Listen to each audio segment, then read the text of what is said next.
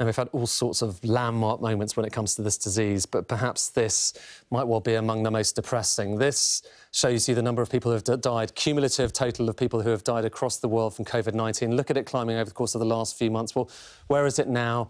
It is around the million mark. So 1 million people have died of this disease around the world. And if we break down where those deaths have happened, well, it's probably a relatively familiar story. So around a quarter of them, just under a quarter in Europe.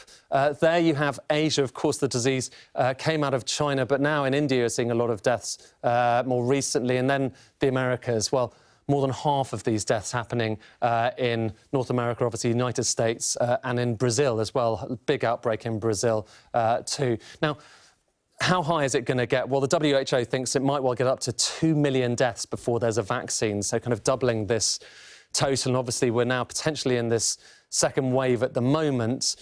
But how does this compare historically? It's worth just kind of bearing that in mind. It's a big number, but what about the comparison with other pandemics we've seen in the past? Well, let me just kind of show you that. So I put COVID-19 over here. That's 1 million, but you can imagine that being a little bit taller if we're getting up to that 2 million the WHO is talking about.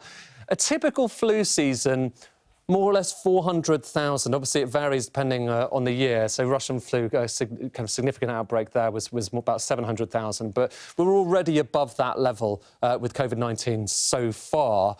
Hong Kong flu over there, that was in the 60s. You're talking about 1 to 4 million, so kind of around, maybe around the mark that COVID-19 might get to if the WHO is right. Asian flu, similar as well. But bear in mind, in neither of those two outbreaks, or indeed any of the outbreaks other than COVID-19, did we see the kind of lockdowns that we've seen globally. So very different picture there. And of course, really, this is the mother of all pandemics, the Spanish influenza, 1918 to 1920. No one really knows for sure how many deaths, except that it was an extraordinary number, 17 million, perhaps 50 million, maybe some people think 100 million. So a massive difference with COVID-19. But as I say, it was a different world and a different situation in terms of lockdowns. Now, as I say, we are facing potentially a second wave of the disease in the UK. It's worth just updating you on where we are on that, because probably you'll recall what we heard this time last week. So there is cases. This is cases, not deaths of the disease. You can see they've been gradually going higher. But of course, Sir Patrick Vallance, Chief Scientific Advisor to the government, talked about this curve. This was the kind of scary chart, the scary number that we saw last week from him. If it doubled every 7 days, he said, that's what you're heading for, about 50,000 cases by the middle of October. And it's worth just doing a check. We've had a week's worth of extra data, so it's worth just asking, where are we now? What's the outturn? Well, you can see it's up only relatively gradually over the course of the last week and a bit, doubling every 10 to 12 days. And you can see the difference between doubling every 10 or 12 days is very different to doubling every 7 days. Exponential growth, it's one of those scary things. But this is not quite as scary as that chart that we saw last week. And some people have asked whether it's just the cases numbers and they can't be relied on, and maybe the picture in hospitals is worse than what we're getting from cases, because, you know, do we know about the testing figures? Well, I can show you hospitalizations, OK? So hospitalizations from COVID-19 in England. Annoyingly, the Scottish numbers aren't very reliable at the moment, but this is hospital admissions for COVID-19. You can see they are going up. This is just the last few weeks since August. But it's still, again, it's doubling every 10 days or so. It's not the rate that Sir Patrick Vallance was talking about, but, you know, this should make no one comfortable. Now, before you say anything, yes, this is just the last few months, last few weeks, really, and it does look quite scary. But let's zoom out for a moment, because it's a very different picture if we zoom out and look at admissions. Same data, but going back to March. And you can see a big difference between that peak there and this section here, which is what we were just showing. That's the section here. Perhaps you've seen that chart of hospitalizations rising. Well, it's very small, isn't it, in comparison with what happened back in the spring. But this is really the key question, and, you know, there is no definitive answer on that.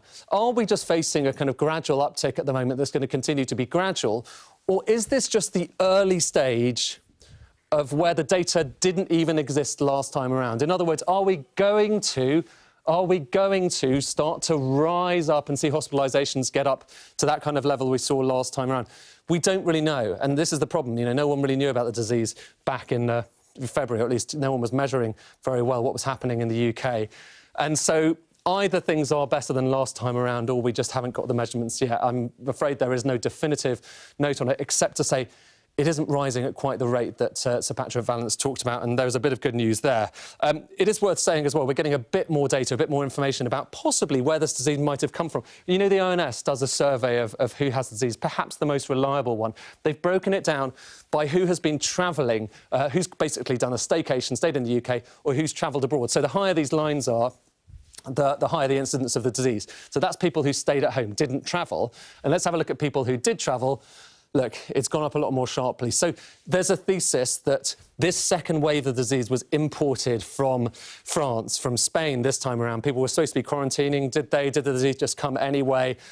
This would seem to underline that. And actually, when you look at what's happened in France and in Spain, well, the disease is indeed spreading in those countries. And it's at a slightly earlier stage than the UK. So what I've got here is I've got the trajectories of where they are. So right now, France is around there. Spain, rising, rising, rising. And they right now are around there, according to the latest data. Whereas the UK, is over here, following more or less the same path. You can see that's where we are now, but going in line with where France and Spain have been going over the course of the last few weeks. And there's good news and there's bad news about that.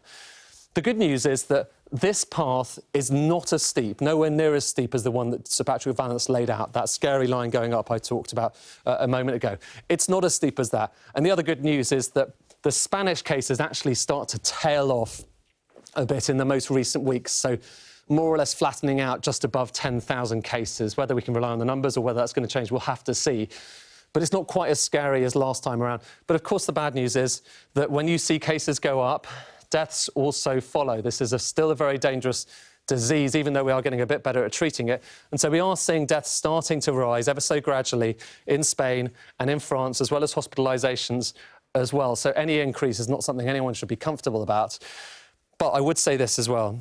This is showing you same thing again, but for deaths in France and in Spain. You can see they are gradually going up, and in the UK, you know, you can barely really see any increase at all. But just compare it again with what we saw last time around. The profile for deaths from COVID-19 back in March was very, very different indeed. So it all comes back to that big question. Do you think it's just too early to say for sure that we're not going to go on that path? Or is the data already bearing out that we are bringing this disease more under control? It's still an open question, but so far the news is quietly encouraging. But watch this space.